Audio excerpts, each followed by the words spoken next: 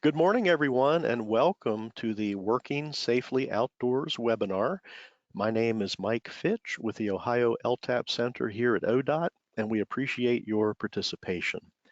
As we get started, please take a moment to locate the questions box in the GoToWebinar panel. During the presentation today, please use the questions box to send in any questions you might have. Looking at the handouts section of the GoToWebinar panel, please note also that a PDF copy of today's presentation is available for reference, along with several additional resources. With that, we will go ahead and turn things over to Shannon. Hello.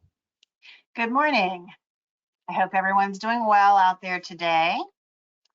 So today we are going to talk about just a few of the ways that we can increase our safety while working outdoors. I'll tell you just a little bit about me. Oh, if I can get now I can't get the PowerPoint to advance. Let's try this again here. Well, there we go. All right, so I am the safety consultant in ODOT District 10, which is in the Marietta office. The picture up on the screen right now is from a few years ago when I got to go get in a snooper truck and help do a bridge inspection. So that was, you have good days. That was one of my good days. I am an OSHA Authorized Outreach Trainer in the construction industry. I am also a first aid, CPR, and AED instructor. I have over 10 years of experience in the health and safety field, and I do have a background in human resources and training. And also on my spare time at home, I am a cupcake baker. So you get to check out some of the cupcakes there. So you'll be hungry by the time you leave the webinar. And in addition to that, I am a cat lover. Those are my two little fur babies up on the screen there. As we go through today, if you have questions, I believe you can just type them into the chat. Is that correct, Mike? So yeah, we've got a questions box that is available for the attendees, and please feel free to type in those questions during the presentation. All right, thank you. All right, so a little bit about today. There are a multitude of hazards that we face daily when we're working outside. And what we will do today is we will talk about some of those hazards.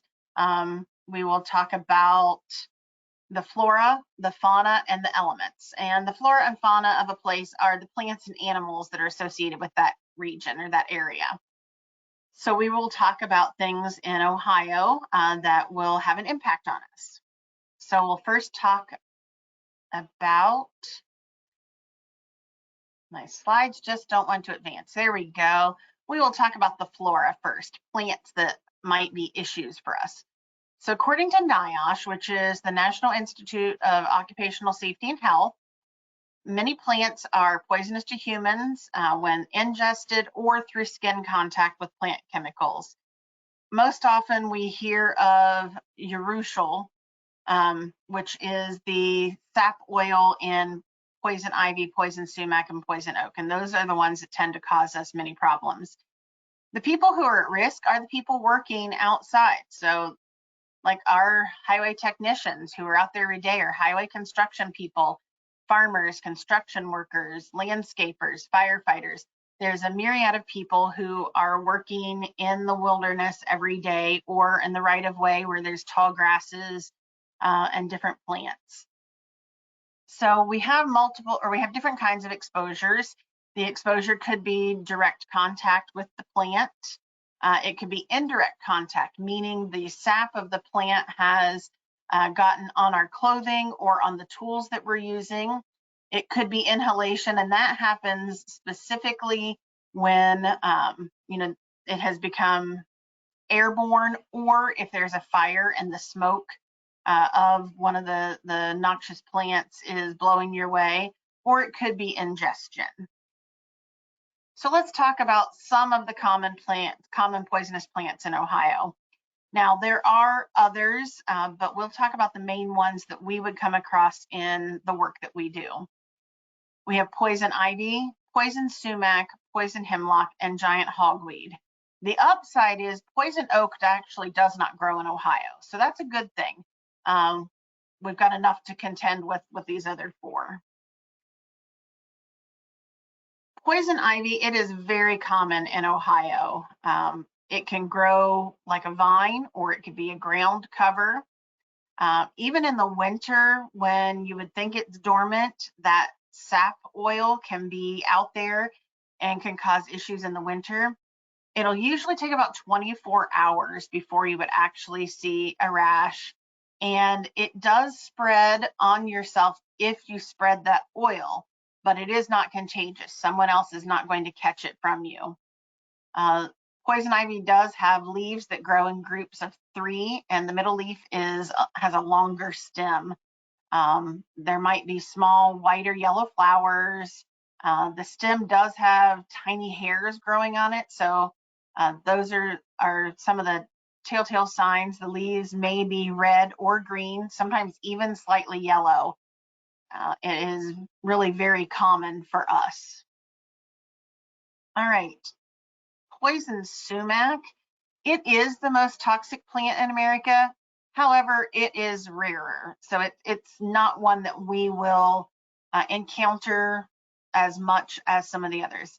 It does like to grow in wet areas, areas like bogs, marshes, swamps, and it can cause issues even in the winter. Same as the poison ivy. Same thing, it can take up to 24 hours before you see that rash, and it's not contagious either. It does grow as a small tree, and it has red stems. That's oftentimes one of the telltale signs. They have oblong tapered leaves. They can be wavy or smooth edge leaves, so it's not a sawtooth leaf. And it has parallel rows of upward growing leaves. And in the biology world, we would call that opposite leaves.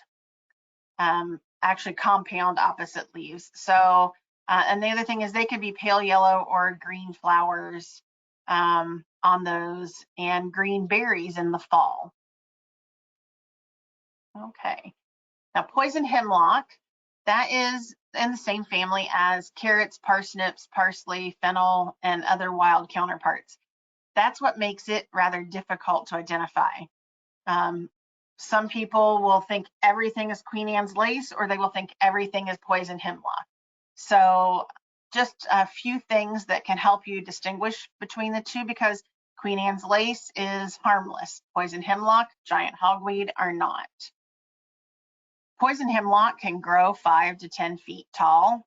It is not the same thing as the deciduous tree, the hemlock tree. So you want to make certain that we don't confuse that.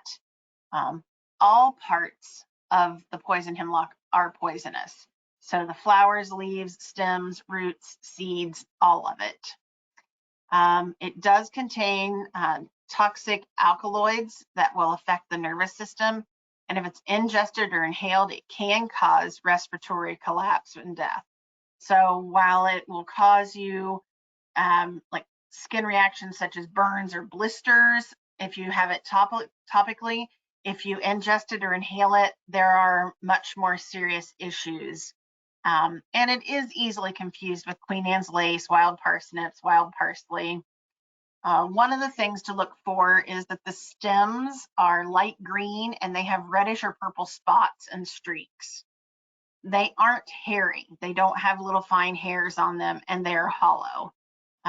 The leaves are bright green and they look a lot like a fern. They're finely divided. They've got toothed edges, and they have a strong musty odor when crushed. But bear in mind, if you crush them, you're going to get that sap on you. The flowers are tiny and white, and they're arranged in a small umbrella-shaped cluster, and that would be called an umbel. So they're in an umbel shape. All right, moving on to giant hogweed. Now this is the one that is really pretty dangerous for you.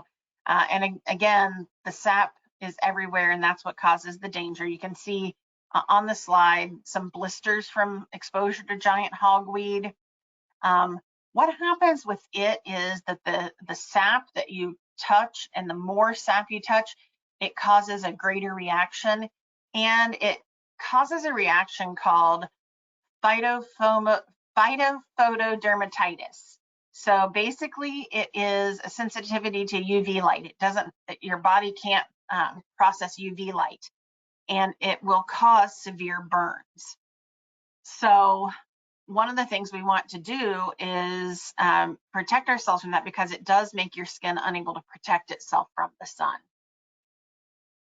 I have added a quick little chart here to help you try to distinguish between those, because they all do look very similar, as well as some others out there that look very similar.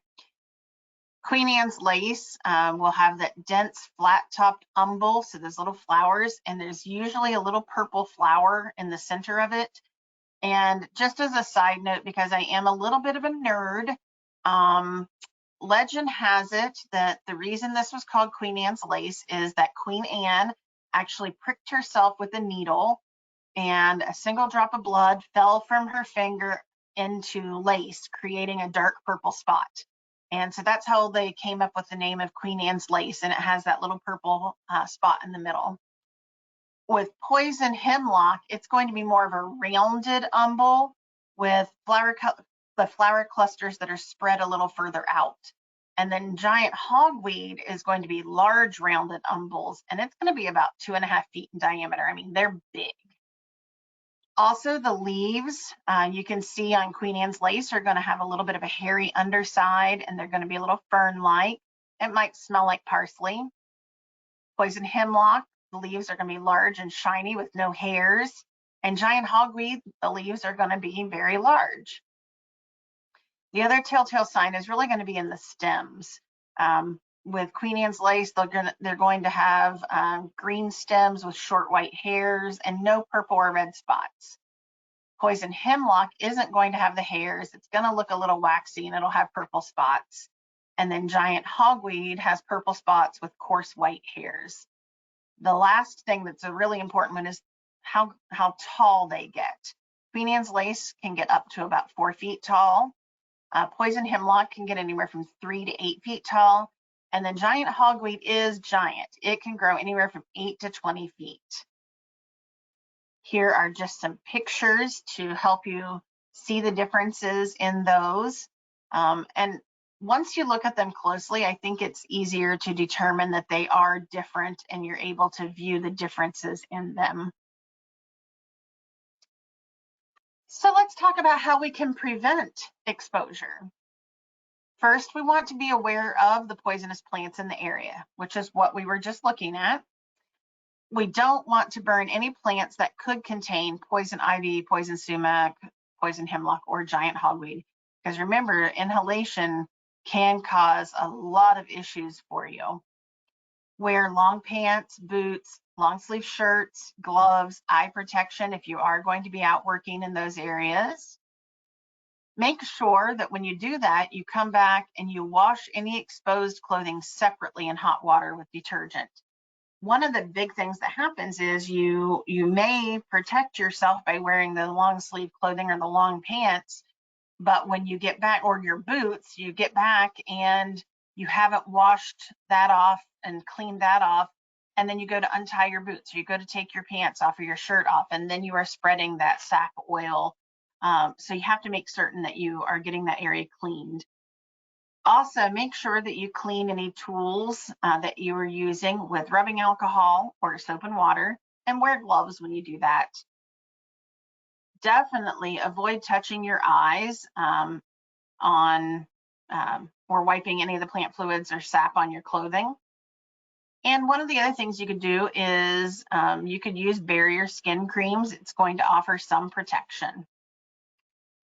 So let's say we did what we could to try and prevent exposure, but we did have an accidental exposure. So we want to immediately rinse the skin with rubbing alcohol or poison plant wash or a degreasing soap or other detergent. Use lots of water, and make sure we rinse it frequently so that we don't allow it to dry and further spread. One of the areas people tend to forget about is scrubbing under the nails, so make certain you do that. You can apply wet compresses, calamine lotion, or hydrocortisone creams that will help to reduce itching and blistering. If you have a pretty bad outbreak of it, you can take oatmeal bath. That might help to soothe the itching. Antihistamines may help to alleviate the itching, but you have to be mindful that things like Benadryl and other antihistamines can cause drowsiness. If the rash is severe or if it is on your face or genitals, you need to get medical help right away. And definitely, if you have any swelling or difficulty breathing, you want to contact 911.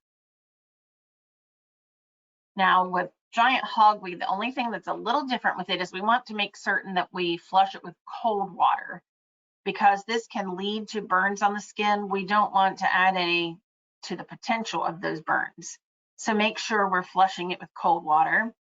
Keep that exposed area away from sunlight and UV sources for at least 48 hours, because again, what that chemical does is it breaks down your ability to process sunlight and keep from burning. And topical steroids, if you use them early, can reduce severity if there is a reaction. One of the things I find useful is this identification tool, and it's an app that you can get on your phone. And there are probably others out there, but I'll tell you, I use this one personally, and it's called Seek, and it's by iNaturalist. It connects with National Geographic, and it doesn't just do plants, it will do all sorts of animals, and it will range anything in the animal kingdom, from reptiles to birds to mammals. It will do anything. So you take a picture of it. I'll show you what the screen would look like. So I see giant hogweed and I take a picture of it, and I upload it into that app, and it tells me that I have seen giant hogweed. And then it will tell me a little bit about it. And on the app, I didn't do all of the screens, but if you scroll on down on the app, it will show you the dichotomy. It will tell you the breakdown of kingdom, family, genus, all of that. It will show you area maps and other local observations. So it's a really neat tool. If you're not certain about what something is and you want to identify it, you can use that. Okay, so we've talked a little bit about the flora. Let's talk a little bit about the fauna. And if you're someone who is not fond of spiders and snakes, I'll apologize in advance. I do have pictures. I was raised by a biology teacher, so I actually am one of the folks who likes spiders and snakes. So I was kind of happy when I put these pictures in. All right. As a matter of fact, when I put this picture in the PowerPoint, I said to myself, oh, she's a pretty girl, talking about that black widow spider. And I know there are probably many of you out there who are thinking, wow, she's even weirder than we thought she was. You're right, I am. So there are many risks that come with working outside, and one of them is the outdoor wildlife. Niosh says that each year between 7,000 and 8,000 people are bitten by snakes. 4.5 million people are bitten by dogs, and I'm not covering dogs in here, but I will just mention, if you do receive a dog bite, you want to wash the area with hot soapy water as soon as possible and use antibiotic creams. If there is swelling or broken skin, seek medical treatment. We also have about 30,000 cases of Lyme disease reported to the CDC annually. Some of the animals that we do want to watch for would be venomous spiders, venomous snakes, and ticks. So let's break down the spiders and talk about them. There are 2 venomous spiders that we would have to deal with here in Ohio. One would be the black widow. The bites can be dangerous, but most of the time they are not fatal. They do like dark, secluded areas. They will get in crevices and rock crevices, wood piles. Typically, they're shy. They are not normally going to be out around where humans are. They are nocturnal, and they often hang upside down, making that hourglass really easy to spot. Black widow spiders are, a shiny black coat. or shiny black abdomen. They have a real round belly. They're usually about 1.5 inches long. And there are different species of black widow all over the United States. They like to feed on flies, grasshoppers, beetles, other things like that. I actually had a black widow spider in my garage last summer. She was just hanging out by the rails of my garage door. So I knocked her down into a jar and took her down into the woods and let her go. Yes, I know, I probably, a lot of people would have killed her, but, she was pretty and she deserved to live, just not in my garage. All right, so the other spider we have to worry about is the brown recluse spider. They have a necrotic venom, and what that does is it actually starts to break down the skin. So it can cause very serious wounds and poisoning. If you are bitten by a brown recluse spider, you want to seek medical treatment. Outdoors, they're going to live under rocks, logs, wood piles, debris. Some people will have them indoors, and they like cardboard and damp spaces that are dark. So they're going to typically hide in dark, secluded areas. They can oftentimes in a house be confused for a very harmless cobweb spider or a cellar spider. The brown recluse spiders do not spin like a big web that, is maybe strung from pole to pole or from a corner to a wall kind of thing. Those are orb weaver spiders. Orb weaver spiders are actually good ones to have around. They're going to eat the other things you don't want. Brown recluse spiders will have a loose, sticky, off-white or gray web, and they often hunt for their prey at night. The color of those are tan to dark brown. The shape is round, usually darker, like a violin shape marking on the body. They're not very big. They're usually about 1/2 inch long, and they're found in the Midwest from Ohio to Nebraska, down through Texas and Georgia. I've got some more identification points on the next slide here. So they have a dirt or sandy brown body with a slightly darker marking at its center. They can sometimes even be a little darker brown and even a little slightly yellow. They are a harder spider to maybe identify, although there's often a violin shape on the spider's body, and you can see that on that left picture. On the top of the body, you might see a violin shape. You want to count the eyes. One of the things that's different about a brown recluse is that they only have 6 eyes, and they're arranged in pairs. Now, obviously, we don't necessarily want to get too close if we think it is a brown recluse, but if you do see it or you find one dead, you might be able to see where the eyes were. So it can sometimes be difficult, and you have to be careful if you're going to get close to it. We would also look for fine hairs. It has many fine, short hairs on its body. Some of the other spiders that are the harmless spiders are not going to have those same spines on the body and legs. The other thing is the body is usually about 1/2 inch long, as you can see in the middle picture there. So what happens if we inadvertently come into contact with a spider? Well, or an area where we know there are spiders, let's do some spider safety. We would wear long sleeve shirts, hats, gloves, and boots if we're handling boxes, firewood, lumber, rocks, things like that. Inspect and shake out clothing and shoes before getting dressed. So especially if you are in a wooded area, or maybe if you were camping or something, definitely shake out the clothing and the shoes before you get dressed, because brown recluse spiders will try to hide in shoes. You can also use insect repellents, things such as DEET. You can spray it on your clothing, on your footwear. You don't want to spray that on yourself. Those are not safe for humans, but they are safe for the clothing. So you could spray it on your clothing and footwear. All right, so if you happen to have a spider bite, let's talk about each kind of spider. with a black widow, one of the first things I would do is if I know I was bitten by a spider, or I suspected I was bitten by a spider, I'm going to take a black Sharpie and I am going to circle the area. And what that does is that allows me to see if the red in the area is growing.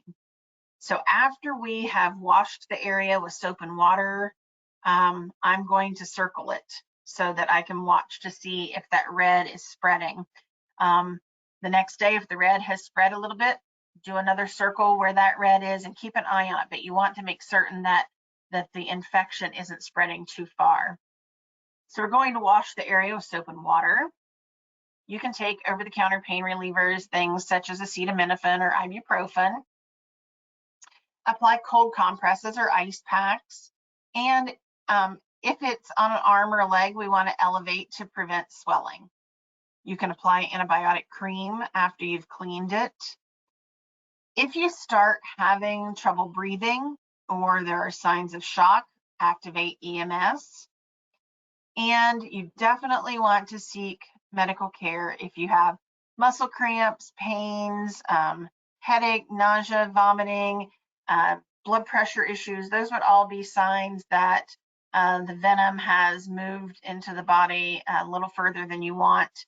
So you definitely want to contact 911. If you are bitten by a brown recluse, again, we want to wash the area with soap and water, use that antibiotic cream, circle the area with the Sharpie, because we definitely want to watch those.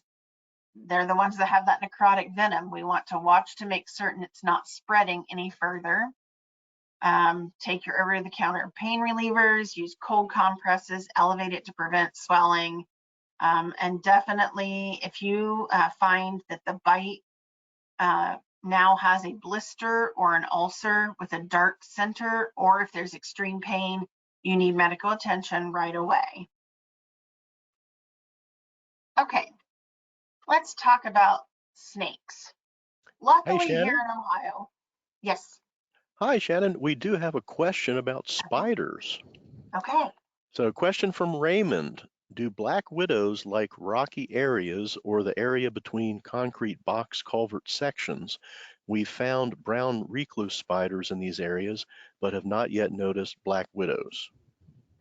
So black widows tend to like dark areas. So yes, they would like a rock crevice. I'll tell you, I did find one in my garage. It was sort of out in the open, but where we have found them a lot of times at my mother's home was under her hot tub.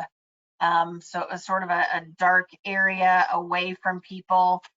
You will also find them in rock piles, wood piles, places where they can get down in between and hide. All right. Thanks, Shannon. Thank you. Okay, so there are about 28 species of snakes that are found here in Ohio, but only 3 of them are venomous. And depending on what part of the state you're in, they might not be in your part of the state either. Most of the time when you spot a snake, it's probably a harmless species who's practicing mimicry. And what that is the snake has evolved to resemble or imitate a dangerous snake. And that way it will scare off predators. So most of the time, if you think you've seen a copperhead, you probably haven't. Sometimes you may have. I'm not saying that we don't see them, because we definitely have them in this area. Most of the reported snake bites do occur when someone tries to pick up, move, or kill a snake. If you give them a wide berth, you're going to be fine. Sometimes you are surprised by one. You pick up a pile of logs and there's one there, and it's unavoidable. But if you see one, let's say you're hiking or walking on a trail and you see a timber rattlesnake ahead, I would just make a wide berth around it. We don't want to upset it. So how can we tell if it's venomous or not? Because, we just said there's only 3 venomous snakes here in Ohio. Most of the time you can spot it by a triangular shaped head. But in that mimicry world, we have snakes like the rat snake, the brown snake, and the garter snake who will when startled, puff out their head. So in a normal situation, they would have a rounded head, but when scared, they will puff out their head to look a little more triangular. That will make them look like a venomous snake. One of the big telltales, though, is the pupils of the eyes. Venomous snakes will have thin black vertical pupils surrounded by a yellow-green eyeball. Non-venomous snakes will have rounded pupils. But again, I don't know that you want to get so close that you're eyeballing, your eyeball to eyeball with it. And then, of course, rattlesnakes are going to make noise. They're going to rattle or click to let you know that they're there. So let's break down the 3 snakes that we have here in Ohio so we can help to identify them. We have the northern copperhead. It can also be called the eastern copperhead. It is a pit viper. They are copper or reddish brown, and they have darker brown bands. And there are many snakes, such as the milk snake, water snake, black racer, king snake. Those have many of the same coloration and markings. That's why they're oftentimes misidentified as a copperhead. You can find them around old buildings, log piles, rock crevices, and usually bordering on wetlands and swamps. Most of them are not really big. They're 20 to 30 inches in length. They will also frequently hide in leaf litter, but they are found only in southern and southeastern Ohio. And the next slide here, we have a map showing where we would find that eastern copperhead. And you can see in Ohio, there is a little streak that goes up towards the northeast, but most of it is in the south and southeast of Ohio. And the next picture is a really good close-up picture of a northern copperhead. And if you were looking closely, you would definitely see those amber eyes with that vertical pupil in it. So that's a really nice specimen of a northern copperhead and what they would look like. Okay, so the eastern I'm not going to pronounce this correctly, I'm sure, Masaga Rattlesnake, sometimes called a swamp rattler. It's going to have dark blotches across the back and an overall gray or tan coloration. They have sort of a heart-shaped head, triangular-shaped head, and definitely the vertical pupils. They don't get very big. The maximum length on those is about 24 inches. And the reason we don't encounter these much is it's a shy snake. It is not in populated areas. They try to avoid areas where humans are. They won't be in open water. You won't find them in open water. And they do range, they're central Ohio to northeastern Ohio. And snake bites from them are extremely rare. And again, that's because they have a limited range and they're pretty shy. They don't want to be out where there are humans. Here is a range map for that snake, and you can see southeast Ohio is pretty clear of that one. Central and northern Ohio definitely are in the range for that snake. And here is a picture of it. Again, brown with those dark markings on it, and not a very long snake. Timber rattlesnakes, they love the wooded areas, and they love wherever you be out hiking or working in the woods. And they like to put themselves out on the rocks and sun themselves when the sunlight comes through. So they will be out in the open oftentimes when you see them and when you encounter them. They do prefer deep rock crevices when they're hibernating and for their den. These are the big boys. They can reach up to 6 feet in length, so they can be a very large snake. They're kind of hard also in coloration. They can range from dark brown to brownish gray, sometimes even darker than that. Those of you in northern Ohio, you're in good luck. It's usually only found in extreme southern parts of Ohio.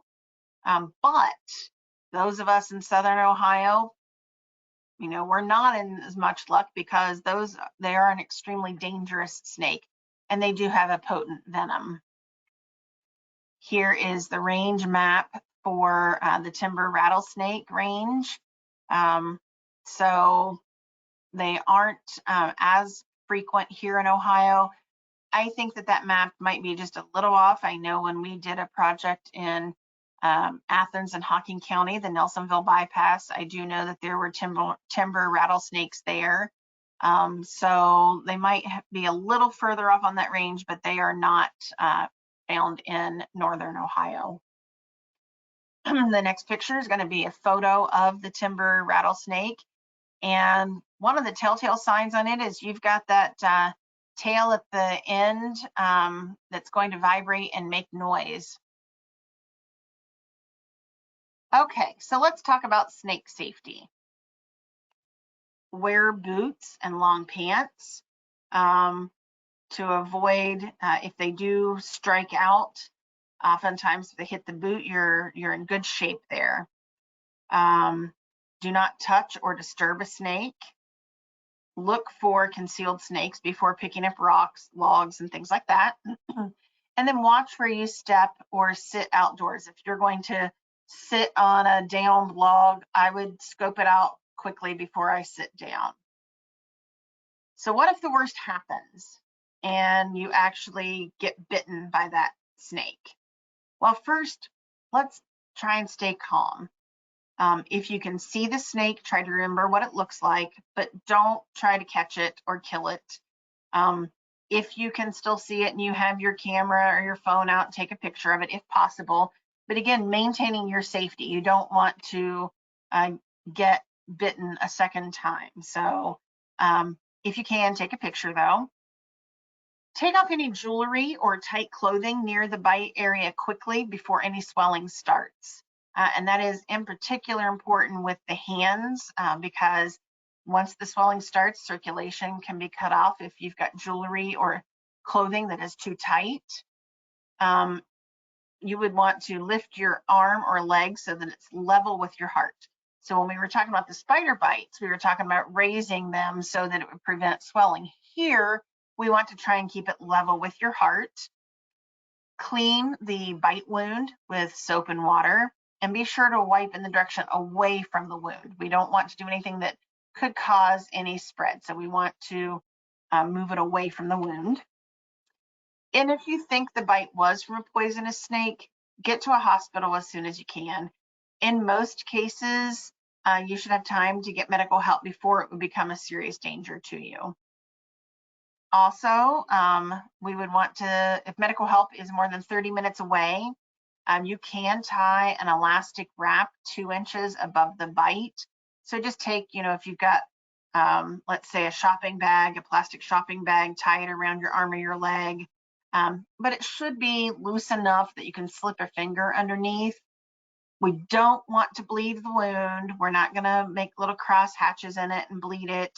We're not going to try to suck the venom out of the wound, and don't put ice on it. Okay. Did I see a question come in, Mike? See the little Hi, red Shannon. flashing? Yeah, we have a question. There's a lot of interest in the range maps for the different types of snakes. And one of the questions was, can we get a clearer map of only Ohio? So is there like a zoom in map for Ohio with some of those range locations? Well, I'll tell you, I looked and looked on ODNR's website and on some of these other websites. I could not find just an Ohio map, but let's see if I can zoom in on this slide. And this is your, I don't know if that helped at all. I don't know if I can zoom even greater. Nope. But Got a lot of technology. that is good to mention though, because there is a PDF copy of the presentation in the handout section. So Yes. for anybody who downloads that PDF, please feel free to zoom in on each of those maps. Yes. And I'll go to each of the maps. This is the Timber Rattlesnake, and you can see zoomed in a little bit on that one.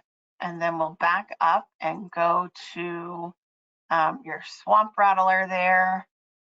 You can zoom in and see that it's mostly in northern Ohio. And unfortunately, this one isn't broken down by county the way the other maps were. And then we'll go back to the Copperhead map.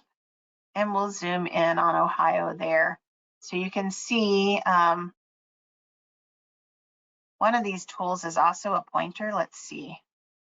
I'm learning all sorts of things about my PowerPoint as we go along here, but you can see where this laser pointer looking thing is, the edge of Ohio. So we'll zoom back in on that, and you can see that it is in southern Ohio.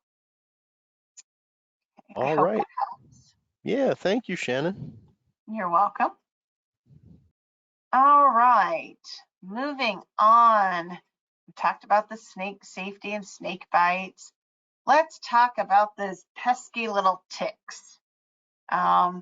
So according to the Ohio Department of Health, there are about a dozen species identified in Ohio. However, most of them are rarely encountered by humans. Most of them are associated with wild animals. There are 3 in particular that are encountered by people. There's my little funny dad joke coming out there.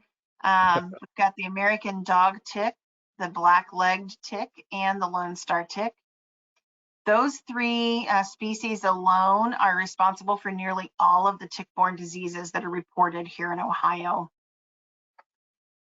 This is also from the Ohio Department of Health, and I'll see if I can zoom in on the area to make it a little bit bigger for you there.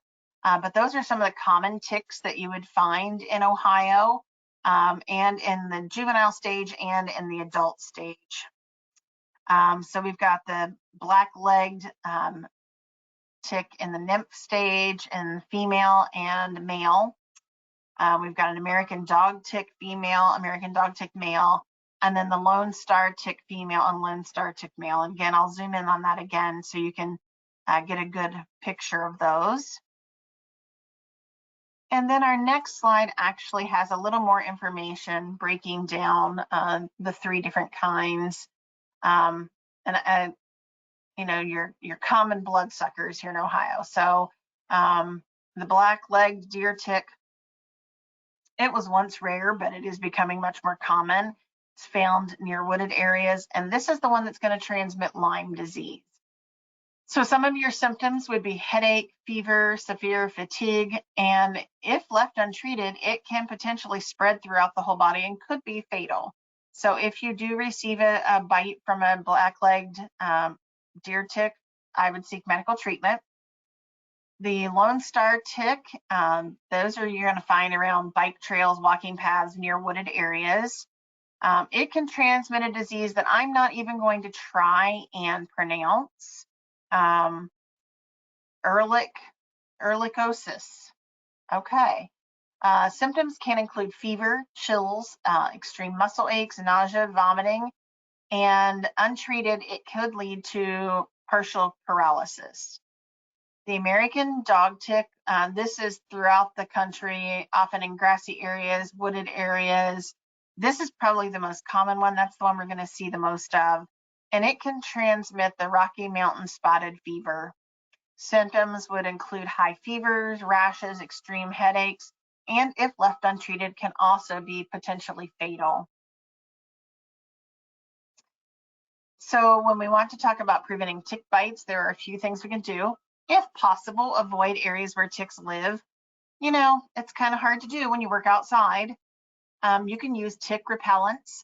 You can look on the EPA's website, find different repellents that are registered by the EPA for use on the skin. Because again, like we were talking about with the DEET, there are certain things you don't want to put on your skin. You can treat clothing and gear like your boots, pants, socks, and long sleeve shirts. Definitely tuck your pants into your socks and boots, and tuck your shirts into your pants. And if you're wearing light colored clothing, it's going to help you spot the tick more easily. So if you receive a tick bite, we want to remove ticks from your clothing before going indoors. And like I said, duh, of course we do. We want to examine our gear, and if we get inside, let's tumble dry those clothes on high heat for 10 minutes. And then check your whole body. Shower as soon as possible and give yourself a good once over to make certain that you don't have a tick. In particular, they're going to be like in the hair and your hairline. They're going to get in cracks and crevices like armpits, elbows, things like that. Now, if you do have a tick, the Ohio Department of Health recommends removing the tick this way. They want you to use a fine tip tweezer to grasp the tick as close to the skin surface as possible. Pull it away from your skin with a steady, even pressure. Don't twist it or jerk it out. You don't want the mouth parts to break off and stay in the skin. Then dispose of the live tick by putting it in alcohol, placing it in a sealed bag or container, wrapping it tightly in tape, or flushing it down the toilet. You don't want to crush it. Wash your hands and make sure you wash the bite area with soap and water. You can use like an antibiotic ointment on it after that. Do not use petroleum jelly, hot match, nail polish, or any other like old-timey folk remedies to remove a tick. I will tell you, my mom is fantastic, but one of my famous stories is I had a tick on the back of my neck, and she bent me over the sink and started pouring rubbing alcohol on it. And you know, the alcohol fumes were coming up my nose, and it made it very, very difficult to breathe. But by golly, she got that tick out. I recently attended an event where they were handing out like a trade show event type thing where they had these and they were giving them away. And there are other brands, but this was specifically the one I got. And it's called a tick key. And it's actually a pretty handy tool. You can put it on your keychain. And essentially what you do is you place the whole of it over the tick and then slide it to the narrower end and then pull it up and out away. So I think those are a really handy tool. Luckily, I have not had to try and use it yet.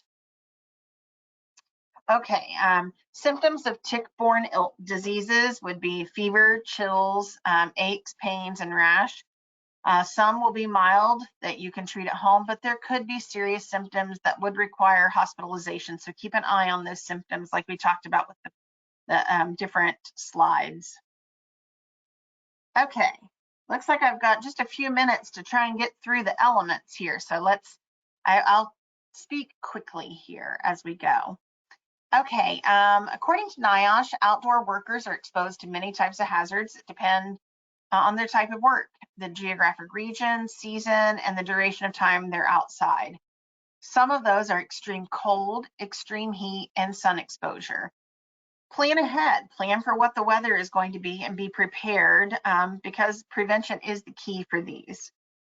With extreme cold, we could be looking at hypothermia, frostbite, trench foot, or chilblains. And again, with prevention, wear a scarf or a knit mask that covers your face and mouth, gloves, water-resistant boots, a hat, water-resistant coat, layer up, several layers of clothing, and make sure you get high-risk areas covered: nose, ears, toes, cheeks, chin, and fingers. Hypothermia is what happens when your body begins to lose heat faster than it can be reproduced. So a prolonged exposure to the cold will eventually use up your body's stored energy. Early symptoms would be shivering, fatigue, loss of coordination, confusion, and disorientation.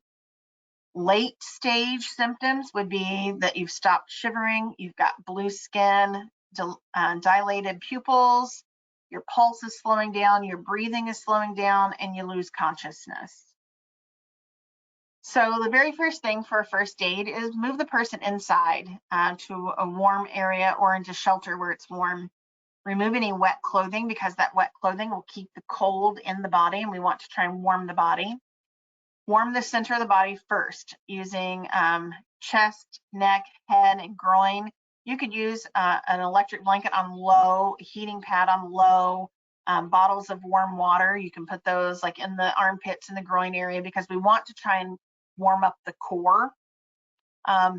Warm beverages may help increase the body temperature, but no alcoholic beverages. And if the person's unconscious, obviously we're not going to give them anything to drink. After the body temperature is increased, we want to keep the victim dry and wrapped in a warm blanket, including the head and neck. And of course, if there's no pulse, we want to begin CPR. Frostbite is basically a burn that is caused by freezing, and it most often affects the nose, ears, cheek, chin, fingers, and toes. Symptoms would include reduced blood flow to hands and feet, numbness, tingling, aching, and a bluish or pale waxy skin. Again, get the person into a warm room as soon as possible, and unless it's absolutely necessary, try not to walk on frostbitten feet or toes because you don't want to increase the damage. Immerse the affected area in warm but not hot water, so more like a lukewarm, almost body temperature water. Warm the affected area using body heat. But if there is a frostbitten area, you don't want to rub or massage it because you don't want to increase the damage of the burn. Don't use heating pads, heat lamps, things like that, because those areas are numb and you could easily become burned. Definitely remove jewelry from an affected body part, much like we talked about with spider and snake bites. You want to remove any jewelry before it would swell. And roll up pieces of gauze and place between the fingers and toes, because as there is damage, it can cause those to sort of fuse together or web together. So we want to place something between the fingers and toes to protect them.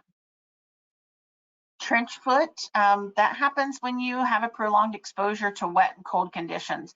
It can actually happen with temperatures as high as 60 degrees if the feet are constantly wet. So symptoms would be reddening of the skin, numbness, leg cramps, swelling, tingling pain, blisters, bleeding under the skin, and gangrene. So first aid for that, remove the shoes and boots and wet socks and dry the feet. Keep them dry and clean by wrapping them in gauze. Avoid walking on the feet as this can cause damage, and definitely seek medical treatment for that. Chilblains is an inflammation of the small blood vessels in your skin. It's going to be like a red mottled look on the skin, and symptoms would include redness, itching, blistering, inflammation, and possible ulcerations. And we want to avoid scratching. Slowly warm the skin. You could use corticosteroid creams for the itch and swelling relief. And if there are blisters or ulcers, we want to keep them clean and covered. And if those continue to get worse or don't heal, seek medical treatment. All right, so on the right-hand side, we've got a picture of trench foot, and then we've got chilblains in the bottom picture. Okay, that was a quick section. Mike, did you have any questions on that one? I see the light flashing. Hi, Shannon. No additional questions at this time. Very good. All right. Well, let's move on to extreme heat. And that's what we're dealing with right now. That seems to be the most important one we've got going on right now, especially with the heat coming in this week. So there are a lot of different things that could be heat stress or heat-related illnesses, such as heat exhaustion, heat stroke, heat syncope, heat cramps, and heat rash.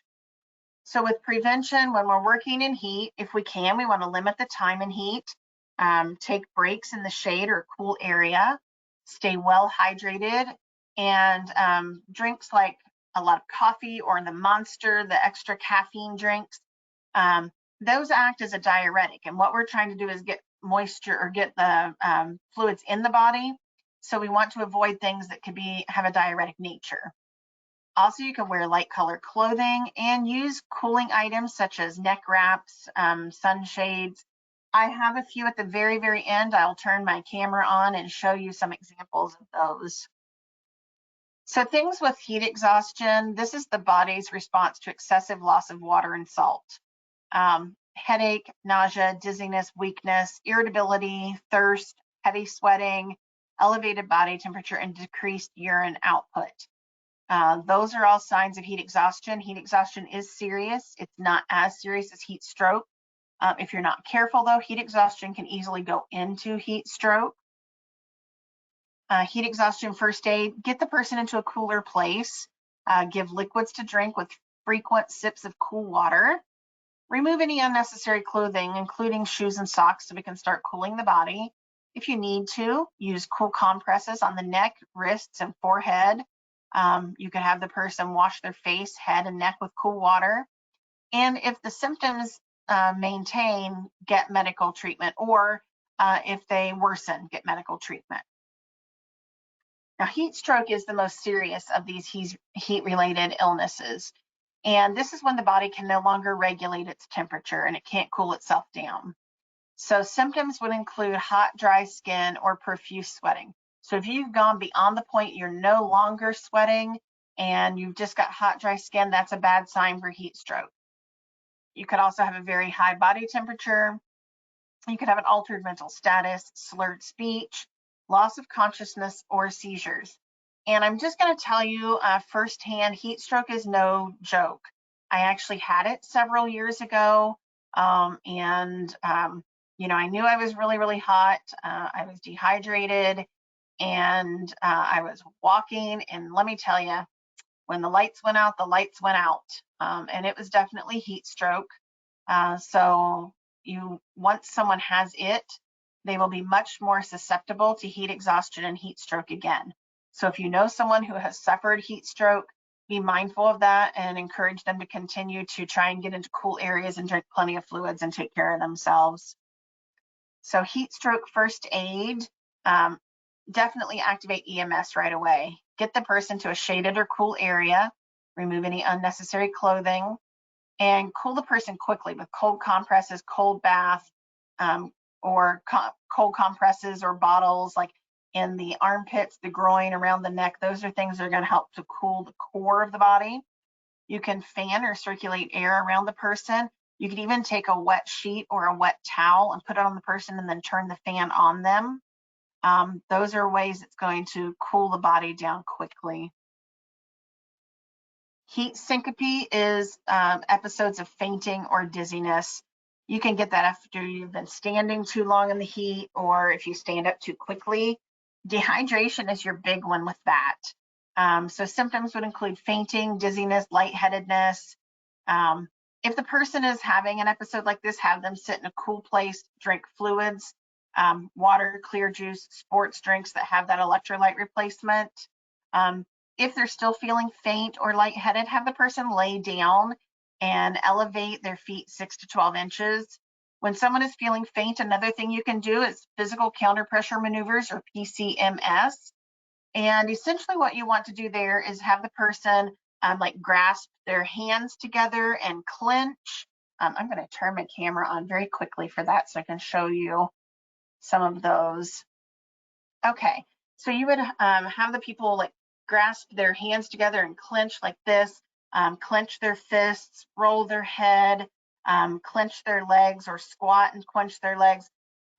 What you're doing with that is you are increasing blood flow around the body, and that will help to relieve some of the feeling of being faint, because what that is you're not getting enough blood flow around the body. All right, heat cramps, that is the depletion of the body's salt and moisture levels. So you would have muscle cramps, pain, spasms in the abdomen, arms, and legs. Drink plenty of water and have a snack or a drink that replaces your carbohydrates and your electrolytes. Avoid salt tablets because that could actually cause you to not really replace the salt that you need. And then get medical help if the person has heart problems, they're on a low sodium diet, or if the cramps don't subside within an hour. Heat rash, it is red clusters of pimples or small blisters. You'll usually find that on the neck, upper chest, groin, under the breasts, or in elbow creases. So if possible, work in a cooler, less humid environment. Keep the rash area dry. Apply powder to increase the comfort, and don't use ointments or creams on it. Sun exposure, there are 3 types of UV rays: ultraviolet A, ultraviolet B, and ultraviolet C. Scientists believe that ultraviolet A radiation can cause damage to connective tissue and increase a person's risk for developing skin cancer. UVBs will penetrate skin less deeply, but can still cause some forms of cancer. And UVC rays don't usually pose a risk to workers because they are absorbed by the Earth's atmosphere. There is a risk of exposure even on hazy days. So make sure we are prepared to work outside even on a hazy day. Wear sunscreen and make sure it's in date. Those go bad after about a year. Wear clothing that will protect the skin from UV rays. Wear wide brim hats or sunshades over your hard hat. Wear sunglasses, polarized if possible. You can usually treat the symptoms with aspirin, acetaminophen, ibuprofen. Drink plenty of water to help replace any lost fluids. Cool baths or cool wet cloths to the sunburn area. You should avoid the sun until that sunburn has resolved. And if you have additional issues, you can use topical moisturizing cream, aloe, hydrocortisone creams. And sometimes if it's a severe enough sunburn with blistering, you need to seek medical treatment. And you would want to lightly bandage that or cover it with gauze to keep it from getting infected. Or if the blisters break and the skin peels, you can remove the dried fragments and then use an antiseptic ointment or hydrocortisone cream on those. Seek medical attention if you have severe sunburns covering more than 15% of the body, dehydration, high fever, or extreme pain. Okay, I'm going to just do very quickly another useful tool. This is the OSHA Niosh Heat Index app. You can download it on a phone, on a smartphone, and it will tell you the temperature, what it feels like, because it will factor in the humidity.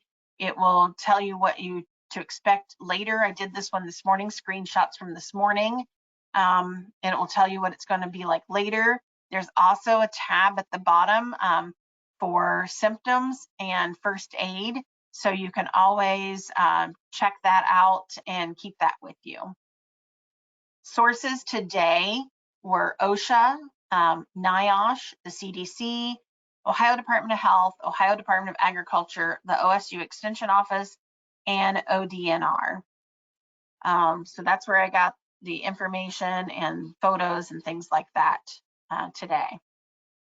All right, so I am going to turn my camera back on quickly and we can take questions. And while we're waiting for any questions, I will show you, let me move my camera back over here so I can see what I'm doing. I will show you, this is one of the examples of a sunshade I was talking about. This is actually called a sombrero. So you can put it on the hard hat and it makes a wider brim on the hard hat and gives shade on the neck. One of the things I like about this one is that it is high vis and has some striping on it. So this is something you just put on the outside of your hard hat to help block some sun. There are other things you can use for cooling. You can use such as a cooling skull cap. You can wet this down and wear it to cool yourself down. This is a neck gaiter that you can actually also wet down and wear it in all these different manners that will allow you to cool down as well. Then if you're talking about cold weather, we have things that you can get that you can wear with hard hats to help keep you warm in the wintertime. All right. I think that is the end. What do we have in questions? Hi, Shannon. There's no additional questions at this time, but wow, so much great information today. And thank you so much for presenting this webinar. We really appreciate it.